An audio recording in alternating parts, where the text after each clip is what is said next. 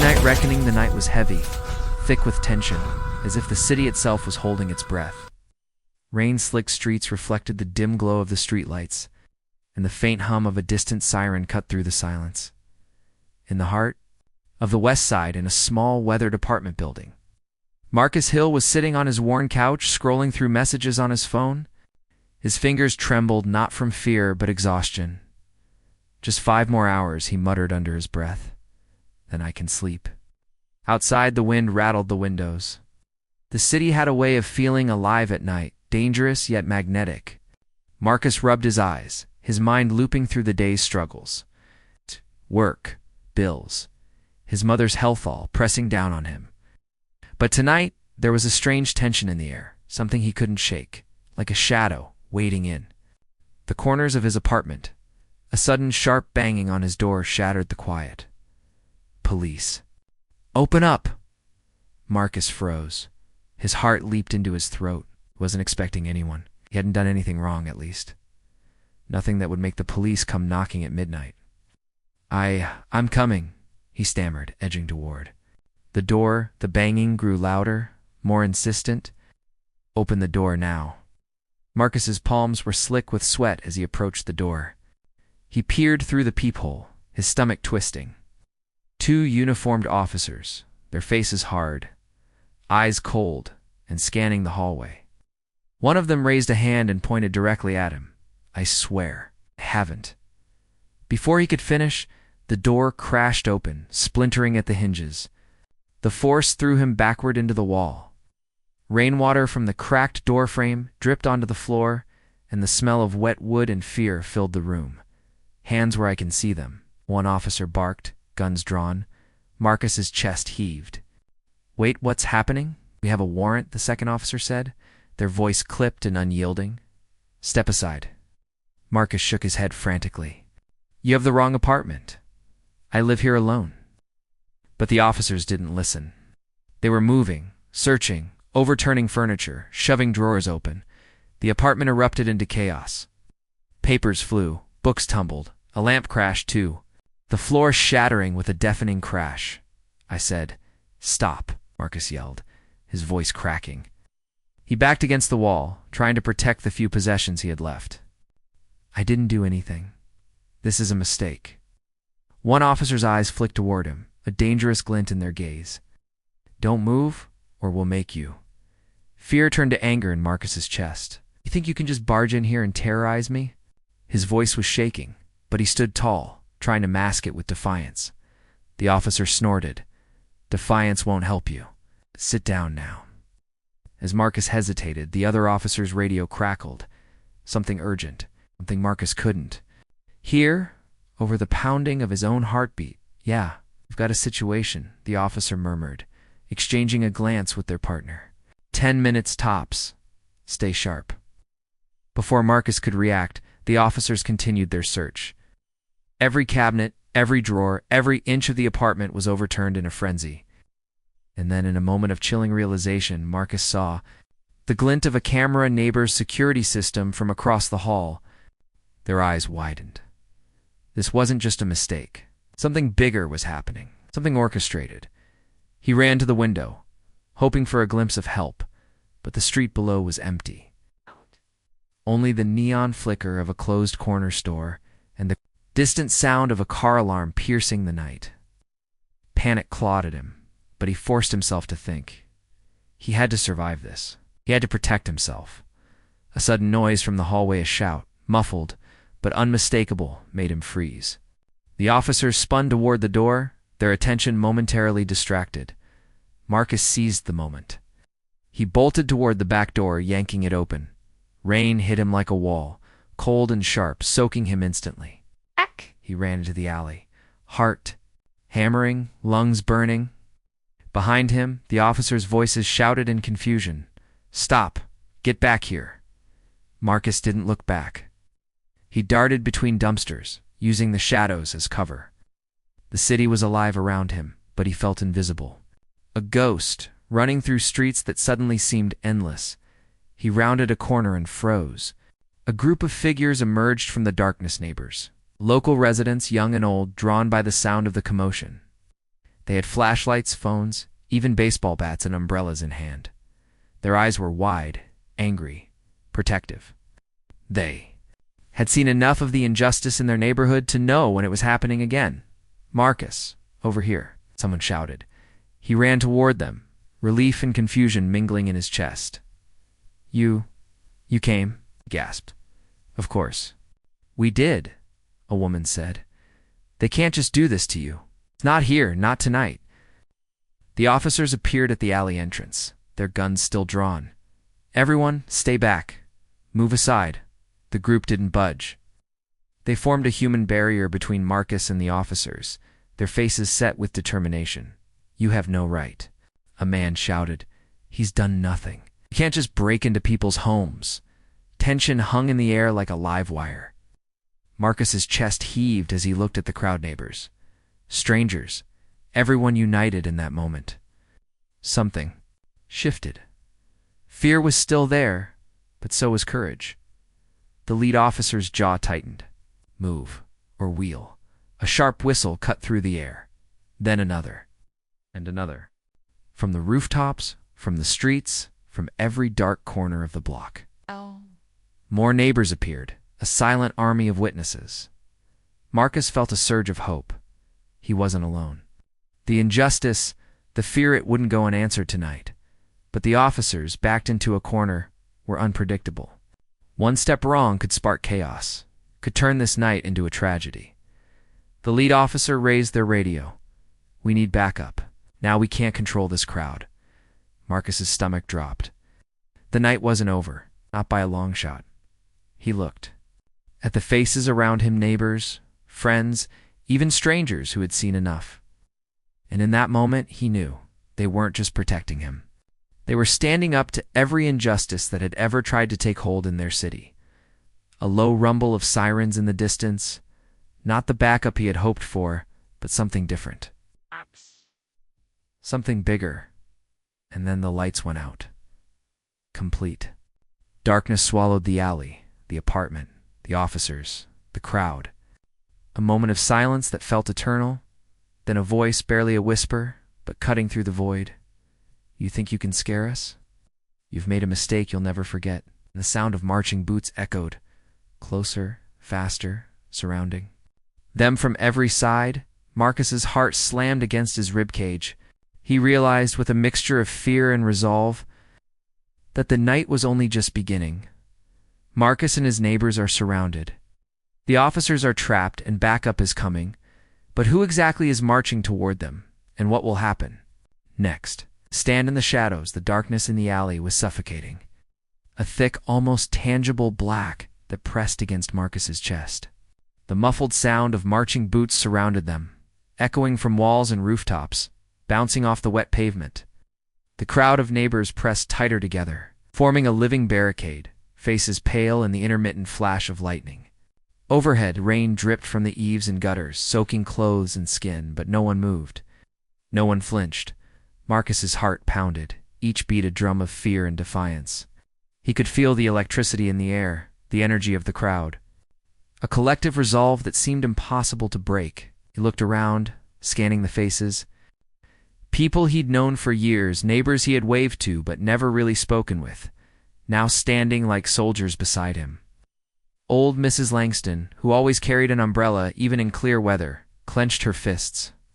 Tommy, the teen from 2 blocks over, who usually skateboarded recklessly in the streets, now held a flashlight like a torch dot. A figure emerged from the shadows. Not an officer, not a neighbor, someone else. Someone unfamiliar, cloaked in a black raincoat, who'd drawn low. Over their face, the rain slicked their shoulders, giving them an almost spectral glow in the dim light. The crowd instinctively parted, creating a circle around this mysterious figure. Marcus stepped forward. Who are you?" The figure raised a hand, voice calm but firm. "I'm someone who knows the truth, and the truth will be heard tonight."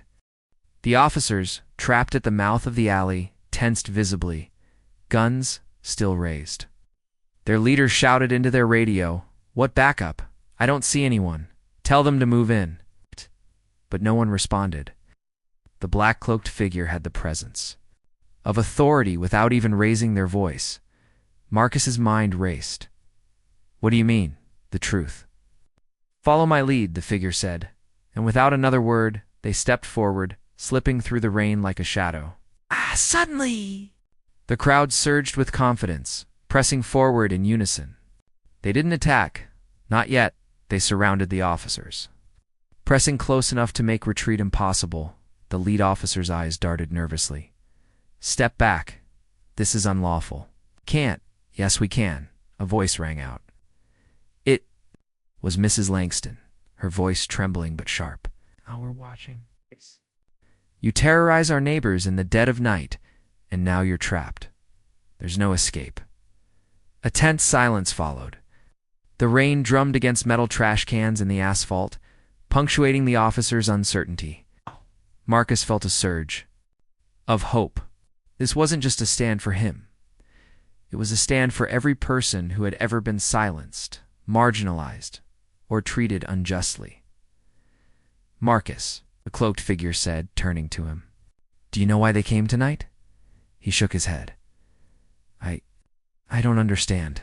I've never done anything wrong. I pay my rent, I work. They came because fear allows them to act without accountability, the figure said. They want to intimidate, to remind people like you that the system isn't on your side, but they miscalculated. You're not alone. A low rumble of sirens sounded again, but this time it was different, urgent, controlled, and organized. Marcus's stomach twisted. These weren't just police reinforcements, they were approaching like an army, but not uniformed. Shadows moved atop rooftops, figures descending with precision, almost theatrical in their coordination. The officer's leader took a step back. This isn't right. This is illegal. Illegal is when you break into a home at midnight. Tommy yelled, voice loud and defiant. Legal is terrorizing people who haven't hurt anyone. You've lost the law. Now you have the truth. Marcus felt a strange sensation, a mix of fear and exhilaration. He realized that standing here, soaked to the bone, surrounded by strangers turned allies, was the first time in his life he had felt power. Not the kind that comes from a badge or a weapon, but the kind that comes from courage, unity, and moral conviction. Everyone calm down, the cloaked figure said. We need to ensure no one gets hurt. But make no mistake, their time of unchecked authority is ending. The officers exchanged panicked glances. Their radios crackled again. Dispatch. What's happening? Units respond. Static. No answer. Marcus noticed something in the officer's body language, a crack, a doubt, a vulnerability. He realized that this moment wasn't about physical strength. It was about standing together, a moral and social force that outweighed the fear they had tried to impose. Lightning split the sky, illuminating the alley and the officers' faces. The lead officer's hands shook as he gripped his gun. You don't understand.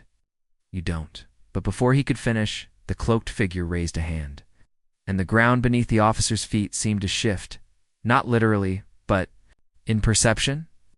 The officers felt outnumbered, surrounded, and exposed. Marcus saw it in their eyes, the realization that the rules had changed tonight. Then sound, sharp, metallic, and deliberate. Chains rattled in the distance, carried by the storm, and echoed in the empty streets. The crowd stiffened. Marcus's pulse surged. He could sense something monumental approaching. The figure in black spoke again, voice cutting through the storm. They believed they could strike fear at midnight. But tonight, justice walks with us. Tonight we take a stand that echoes beyond this alley, and they will answer.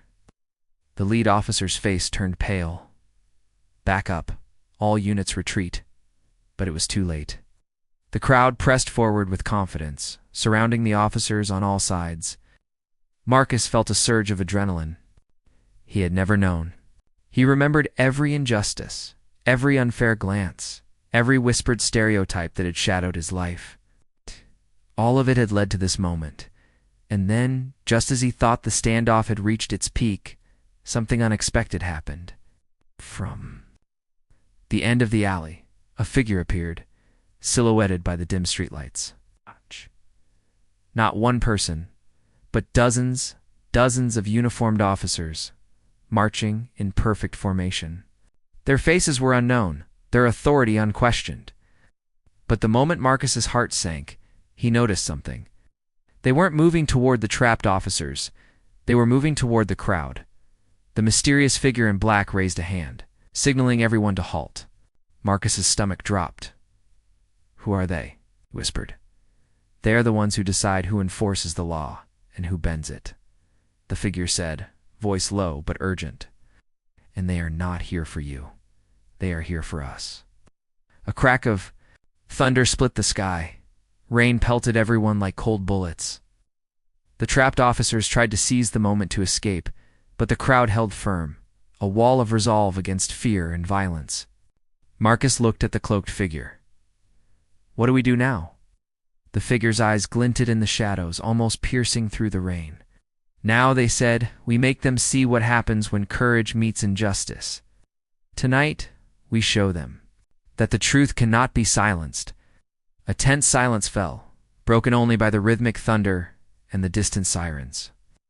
Then, the first officer in the approaching formation raised his hand. The crowd tensed. Marcus could see the tension rippling through everyone. The rain was pouring harder. Lightning illuminated faces, each one a testament to resilience, fear, hope, fury. And then the cloaked figure spoke, their voice carrying over the storm. "Hold your ground. Whatever happens next, we do not back down." The first step was taken. The shadows from the approaching officers stretched long and ominous over the rain-slick street. Marcus swallowed hard, realizing that the night had just entered a new phase of test, not just of courage, but of principle, of resilience, and of the unshakable power of standing together.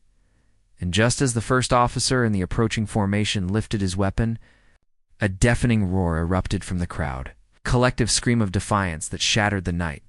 The rain fell harder. Lightning struck closer, and Marcus realized this was no longer about fear. This was a war of truth, the mysterious approaching. Officers are closing in, weapons drawn, but the crowd is united and ready. Marcus and the figure in black must decide their next move. Will the storm bring salvation or destruction? The storm of courage, the rain hammered down like a relentless drumbeat, turning the alley into a slick battlefield. Marcus's clothes clung to his skin, soaked through, but the chill didn't matter anymore. Fear and adrenaline coursed through him in equal measure. Around him, the neighbors held firm, their eyes wide but unyielding. Lightning split the sky overhead, illuminating the scene in stark, violent flashes. The approaching officers, still uniformed and anonymous, were a looming wall of authority. But the crowd did not flinch. Marcus's gaze flicked to the cloaked figure, whose presence was calm amid the chaos.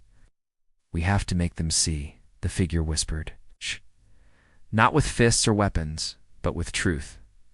"Truth," Marcus shouted over the storm. "They don't care about truth. They've already exactly.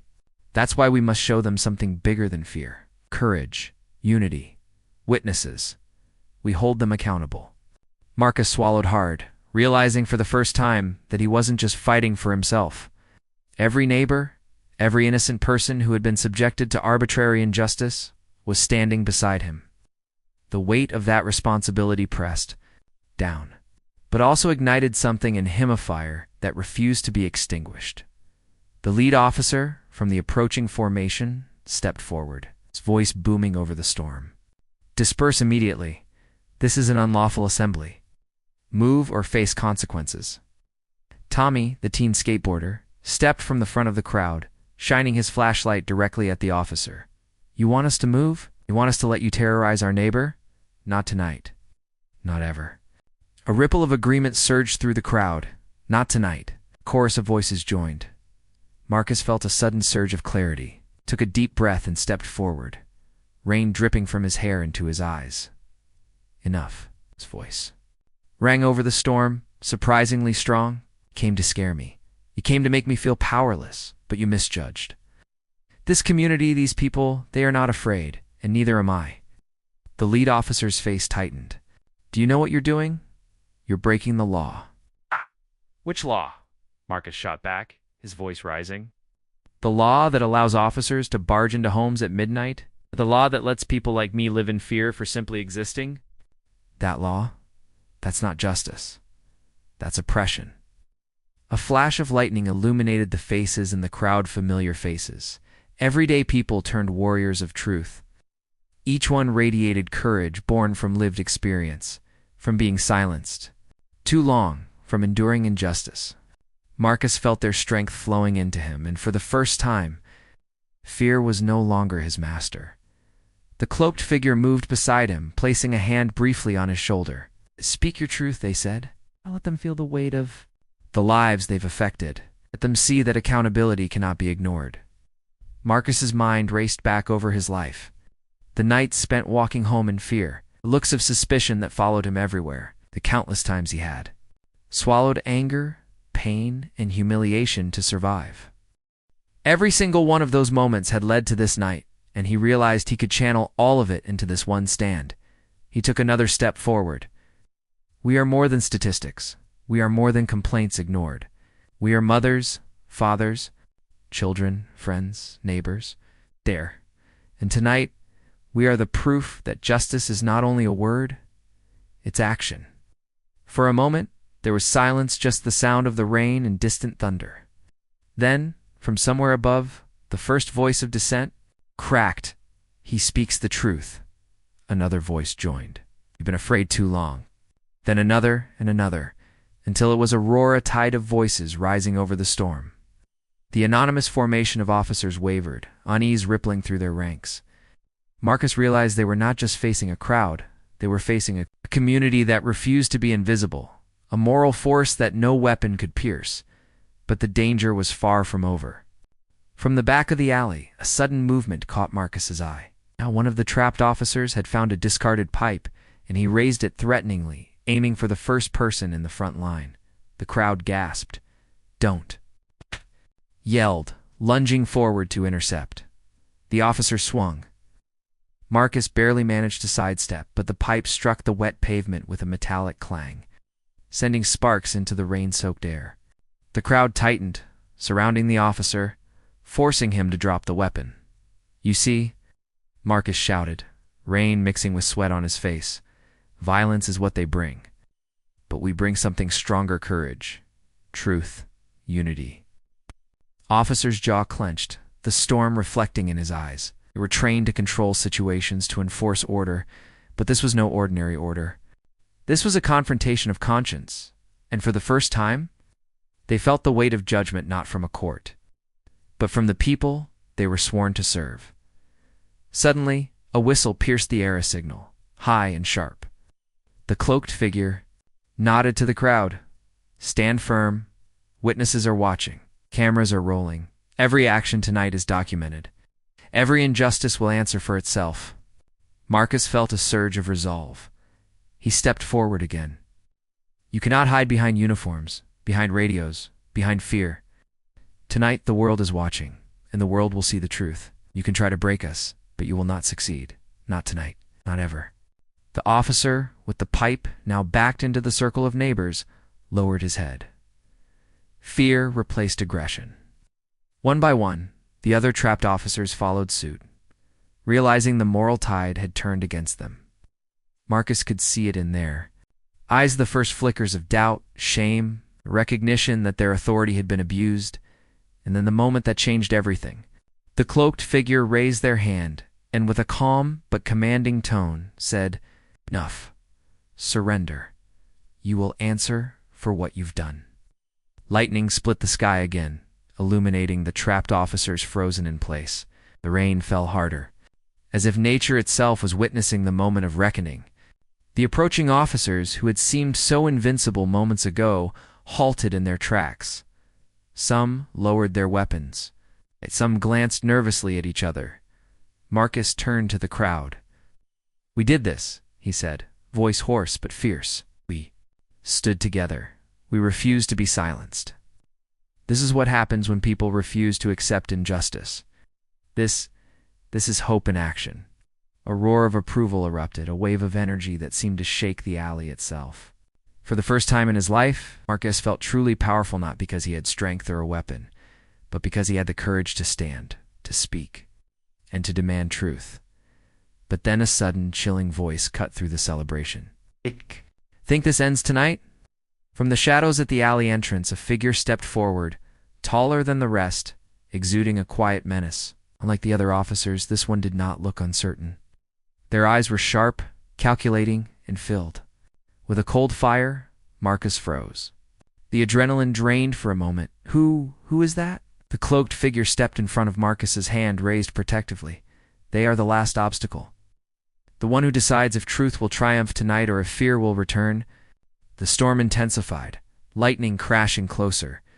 Rain lashed against everyone, visibility dropping to near zero. Marcus felt the weight of the night pressing down on him. One last test remained, the ultimate confrontation between courage and oppression, truth and fear. And in that moment, Marcus realized the night was far from over. A mysterious, commanding figure emerges from the shadows, representing the ultimate challenge to Marcus and his community. Will they break the crowd's spirit, or will Marcus's courage and unity shine through? Reckoning in the rain came down in sheets, turning the alley into a glistening river of reflections. The air was electric, heavy with the scent of wet asphalt, fear and determination. Marcus's chest heaved as he faced the shadowed figure at the end of the alley, the one whose presence radiated control and cold authority. Unlike the other officers, this figure did not hesitate, did not waver. Their eyes were steel, calculating, scanning the crowd as if it were a chessboard. Marcus felt every muscle in his body tense. Around him, neighbors clutched each other's hands, forming an unbroken chain of solidarity. Each face reflected fear, but beneath it, a burning courage. This was more than survival now. This was a moral stand, a confrontation that would define the community's soul. The cloaked figure stepped closer to Marcus, their voice calm but commanding. This is the moment. Not just for you, Marcus, but for everyone here. Stand firm, speak clearly, show them the power of truth. Marcus nodded, though doubt flickered at the edges of his mind. For years, he had been cautious, careful, avoiding conflict. Fear had been his companion, shaping his choices. But tonight, he realized that fear had no place here. Courage and truth were stronger weapons than any uniform.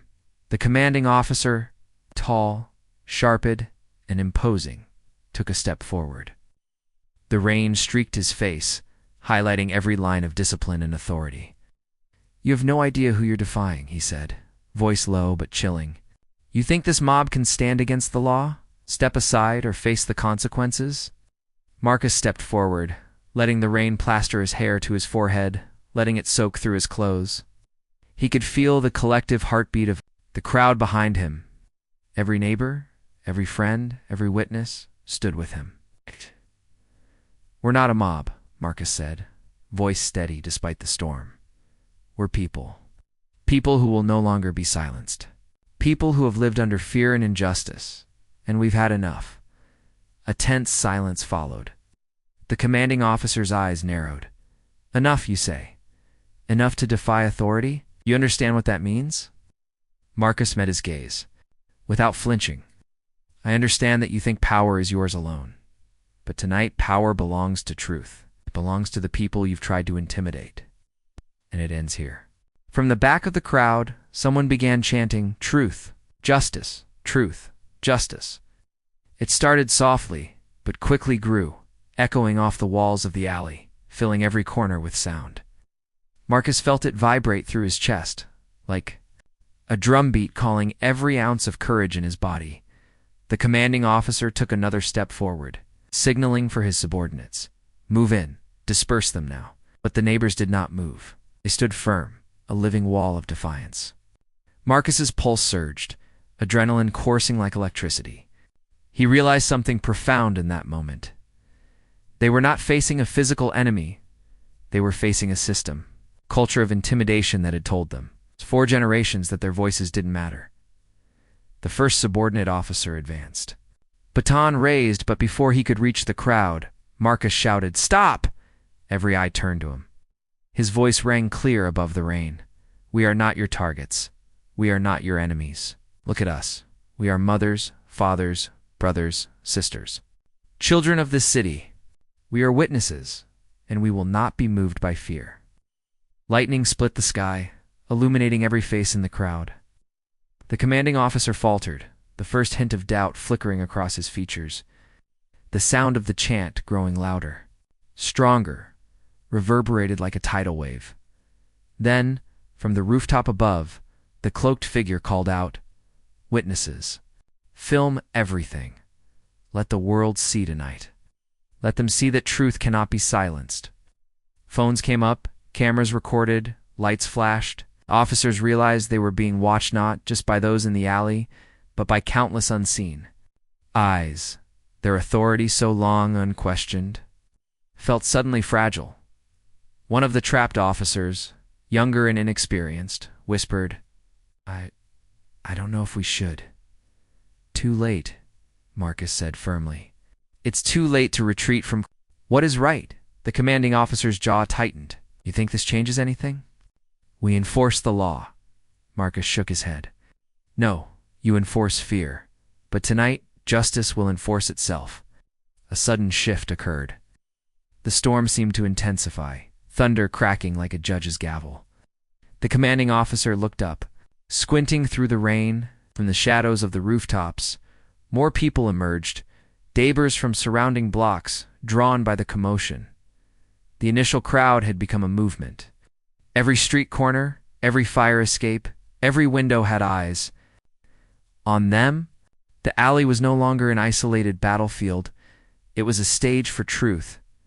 The commanding officer stepped back, signaling his subordinates. "Hold position. Do not escalate further." Marcus felt a surge of hope. The tide was turning. The oppressive weight of authority, so long unchallenged, was cracking under the pressure of collective courage. He turned to the cloaked figure. "Who are all these people?" "They are the ones who refuse to be silent," the figure said. "And they will continue to refuse long after tonight." From behind him, Marcus heard Mrs. Langston's voice, steady and powerful. "We will not be afraid anymore. You hear me? We are not afraid." A murmur of agreement rippled through the crowd, swelling into a roar that rolled over the walls and out into the city. Marcus felt tears mix with rain on his cheeks. For the first time, he realized the depth of what they were achieving. This was more than survival. This was the birth of change. But the commanding officer wasn't finished. He lifted his radio. "Dispatch. Authorize force, if necessary. This is getting out of control." Marcus's stomach tightened. Even with the crowd behind him, the threat was far from over. The storm outside mirrored the storm inside him, a battle between fear and courage, oppression and truth. Then the cloaked figure stepped forward, hand raised in defiance. "Force is irrelevant when you are surrounded by truth. Step forward and you will answer for every act of injustice you've committed tonight." Lightning struck closer, illuminating the officer's face. He hesitated, wavering under the weight of the moment. Marcus could see the internal struggle, training and authority on one side, conscience and accountability on the other. And then, in a moment of breathtaking clarity, the commanding officer lowered his weapon. Slowly, deliberately, he raised both hands. "I surrender." Cheer erupted from the crowd, deafening over the rain and thunder. Marcus felt the adrenaline in his veins shift from fear to triumph. The officers who had terrorized his home, who had tried to intimidate and dominate, were powerless in the face of collective courage. Marcus looked around at the neighbors. The people who had stood beside him, drenched and determined, this was their victory. Not just for him, but for everyone who had ever been silenced, ignored, oppressed. But even in the moment of triumph, Marcus knew the fight was not over. Justice required vigilance. Courage required endurance. And the path forward would demand more than a single night of defiance. The cloaked figure turned to Marcus, voice calm but resolute. "Tonight, you learn the power of standing together. Tomorrow, you carry that power into the world. Remember this feeling? Remember the truth you defended." Marcus nodded, drenched, exhausted, but alive with purpose. He felt the weight of the city on his shoulders. But it no longer felt like a burden, it felt like responsibility, honor, and hope. And then, from the shadows of a nearby alley, a familiar voice whispered, "Dripping with malice and tension, this isn't over. Marcus Hill, not by a long shot." The rain fell harder, the thunder rolled, and Marcus realized that the night had changed them. But the world outside would still challenge every ounce of their courage. The commanding officer has surrendered. The immediate threat is quelled, and Marcus has experienced a moment of triumph, but a mysterious, menacing voice hints that a larger, unseen force is still plotting.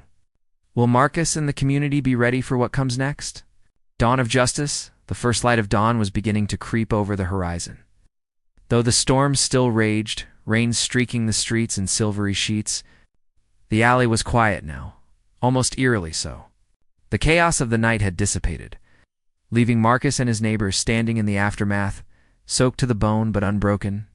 The air smelled of wet concrete and electricity, a reminder of the storm that had tested their courage and resolve. Marcus's chest heaved at not with fear, but with exhaustion and an overwhelming sense of purpose. Around him, neighbors were helping each other stand, wrapping towels and blankets around shivering shoulders. Tommy was grinning despite the cold, holding his flashlight like a trophy. Mrs. Langston's eyes were bright, tears streaming down her face as she clutched Marcus's hand. "We did it," she whispered. "We actually did it." He nodded, but he knew the victory wasn't complete. The officers who had invaded his home, the system that allowed such fear to be wielded as authority, it was still there, still lurking in the shadows. But tonight had changed something fundamental. They had witnessed the power of unity, courage, and truth. The cloaked figure emerged from the shadows once more. Rain ran off their hood, revealing sharp, determined eyes. "The night is over," they said, voice calm, yet heavy with meaning. "The storm has tested you, Marcus. But what you've learned tonight isn't just for this alley, this block, or even this city. It's for every place where fear has been used as a weapon. Courage and truth can move mountains, but only if people are willing to stand together." Marcus swallowed hard. "But the voice in the shadows," he said, recalling the chilling warning from earlier. "It said it wasn't over." The cloaked figure nodded slowly. "Every victory is temporary if you don't carry it forward. There will always be those who try to intimidate, to control, but you've learned the greatest lesson. Fear loses when people refuse to be silent. Tonight was a beginning, not an end." Marcus took a deep breath and looked around at the faces of the community. He saw resilience, determination, and the spark of hope. "Then we keep standing," he said, voice steady, "for ourselves, for each other, for everyone who can't." The neighbors nodded, a silent vow passing between them. The storm was beginning to ease, rain slowing to a drizzle, lightning fading, yet the weight of what had transpired remained palpable. Marcus felt a strange mixture of humility and fierce determination. He had been terrified when the officers first banged down his door, his life thrown into chaos. But fear had been transformed into something greater. Purpose. He thought back to his mother. Struggling with illness, to the late nights of worry and frustration, to every time he had felt powerless in the face of authority, every injustice, every insult, every moment of doubt had led to this night. And now he understood. Courage didn't mean absence of fear. Courage meant standing in it, facing it, and refusing to let it dominate you. Suddenly, a soft cheer rose from the crowd. Marcus turned to see one of the officers, the younger one, approaching hesitantly. His uniform was wet and muddied, but his hands were empty. I need to report this," he stammered. "And I don't know how to explain it. But you showed us something tonight. I won't forget." Marcus nodded. "You can't undo the harm you've done, but you can choose to be better. That's all any of us can do." The young officer swallowed, then stepped back, leaving the group. It was a small sign of accountability, but Marcus understood its weight. Justice was not always swift. Justice was often a process. A ripple of actions and choices that could not be forced but could be demanded, nurtured and defended. The cloaked figure placed a hand briefly on Marcus's shoulder. "Your life will never be the same," they said. "Not because the world has changed, but because you have changed. And that change will radiate outward, touching more lives than you know." Marcus smiled, a mix of exhaustion and quiet triumph. "Then we keep moving forward.